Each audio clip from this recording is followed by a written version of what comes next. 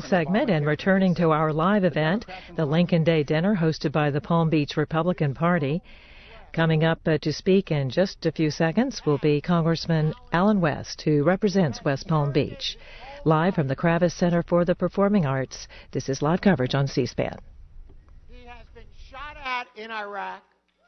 He has been shot at in Afghanistan. And he probably thinks he's getting shot at in Washington. He got the shortest end of the redistricting stick, so he's going to have to work the hardest. But he's raised more money than any congressman in the country other than Speaker Boehner. And we're going to make sure that that continues.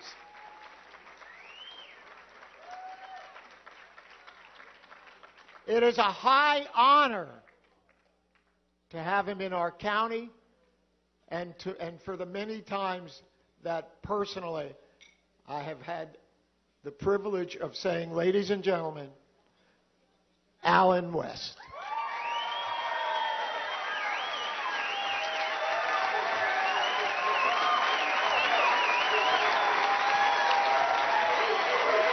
Thank you. Thank you. And just so that I can clarify the record, I don't dress like Jeff Atwater. Our wives dress us alike. Look, you know, when I stand here and I see this brilliant gathering, it really brings a true humble honor to me that I can stand before you.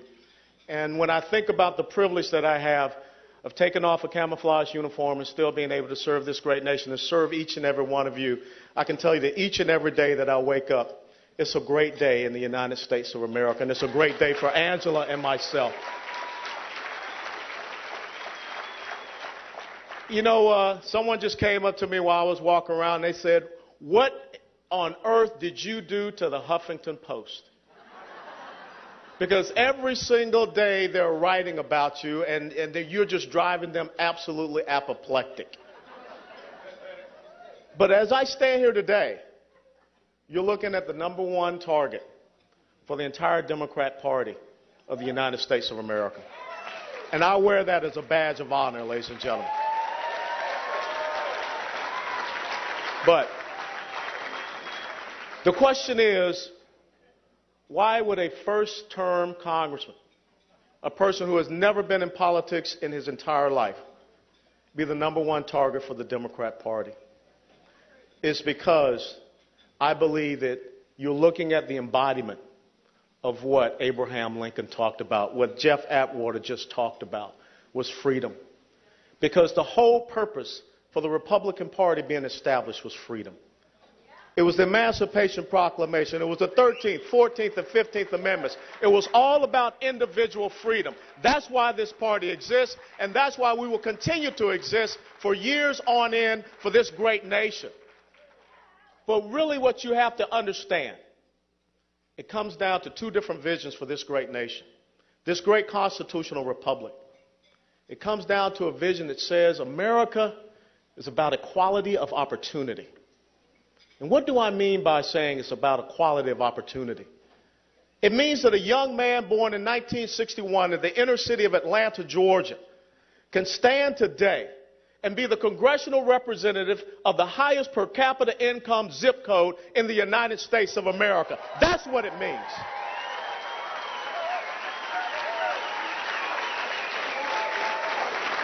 It means that 51 years ago, the beaches that my parents could not walk upon, I now represent those beaches.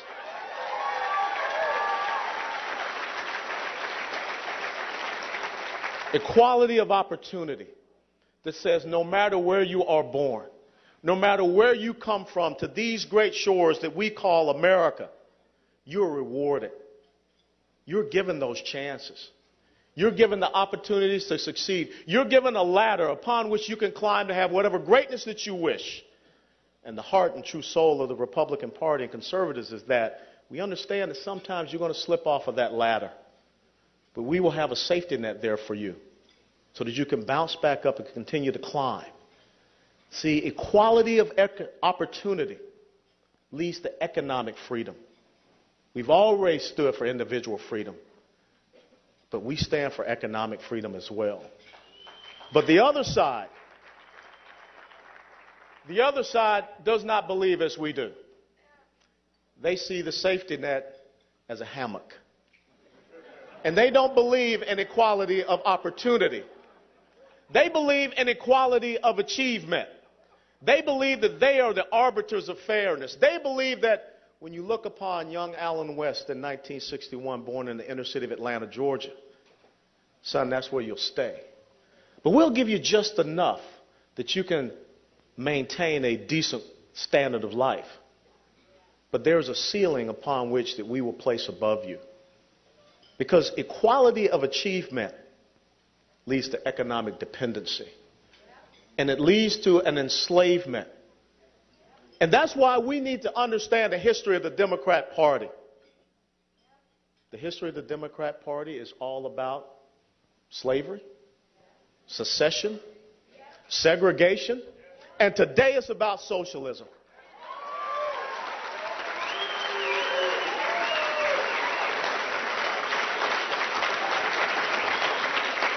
And none of those four S's has ever been good for anyone in America.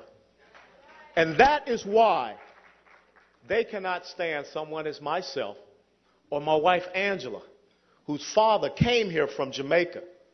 And because he just wanted a free haircut, he went down and signed up at the United States Army recruiting station. But he served a career in the military. He fought 2 tours of duty in Vietnam. And today, his daughter, my wife, has an MBA and a PhD. That's what America stands for. And that is what we seek to hand off to generation upon generation, our children and our grandchildren. That is the DNA that is in Americans. That is what Thomas Jefferson was talking about when he wrote in the Declaration of Independence, that we are endowed with certain unalienable rights given to us not by government, but our Creator, of life, of liberty, and a pursuit of happiness.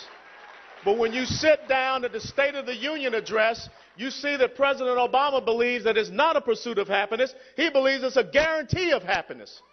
And that is not the essence of America. For it was Alexis de Tocqueville that said, the great American republic will cease to exist when Congress realizes that they can bribe the public with the public's money. And that is where we stand today. And that is why we have a debt to GDP ratio, which is 101%. But if you add in the unfunded mandates, CFO, now we're talking about a debt to GDP ratio that's closer to 140%. These are the times that try men's souls. Now, will you be a summer soldier? Will you be a sunshine patriot? Will you shirk away from the duties and responsibilities that our forefathers and mothers have laid down for us? Or will you stand in the gap? Will you stand on principle? Will you stand on honor? Will you stand on conviction with courage and with character and say, as the motto of the seal of the United States Army says, this we'll defend.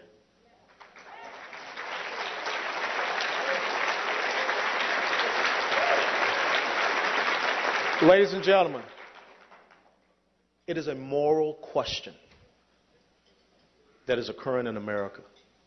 We cannot sit back and watch the entrepreneurial spirit, the will of the American people, be destroyed, be decimated.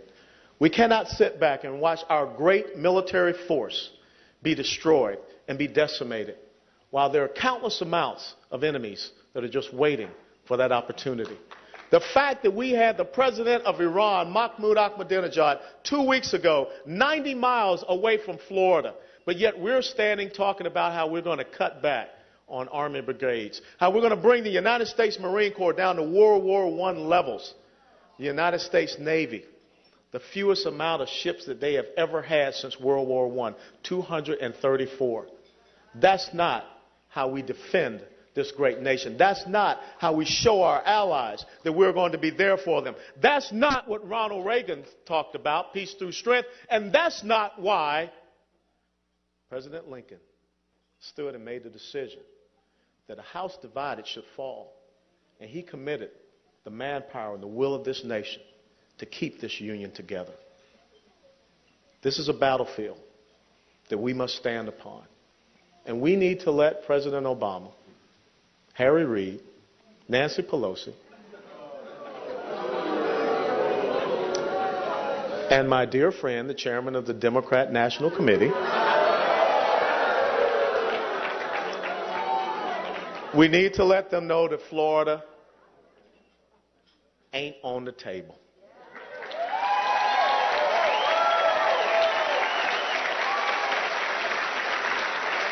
Take your message of equality of achievement, take your message of economic dependency, take your message of enslaving the entrepreneurial will and spirit of the American people somewhere else. You can take it to Europe, you can take it to the bottom of the sea, you can take it to the North Pole, but get the hell out of the United States of America.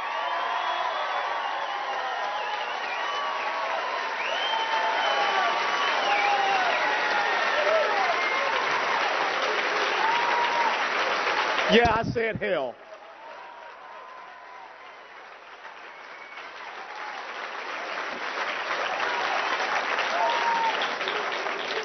This is not about 1% and 99%. This is about 100%. It's about 100% American. And I will not stand back and watch anyone defame, degrade, or destroy that which my father fought for, my older brother, my father-in-law, myself, and my nephew, and all my friends still in uniform. I will not allow President Obama to take the United States of America and destroy it.